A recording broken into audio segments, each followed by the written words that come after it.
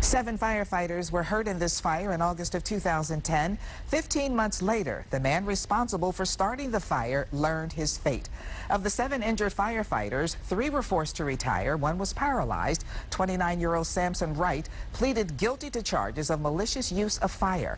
Action News reporter Tara Edwards was in the federal courtroom when Wright was sentenced. Like I said in my statement, no one wins.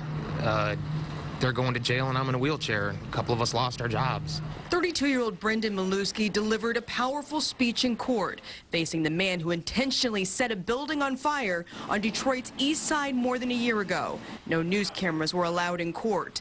Malewski told 30-year-old Samson Wright the decisions he made that day have changed lives forever. 7 firefighters were injured. Malewski now paralyzed. While Wright will serve 15 years behind bars, Malewski told Wright he envied him. He said he's serving a life sentence in a wheelchair. You had to see the courage in there. You had to see the courage that he showed to go confront the man that put him in a wheelchair. Wright has a shorter sentence because he struck a plea deal and was cooperative, even testifying against Calvin Jones. Jones has been convicted in the case as well.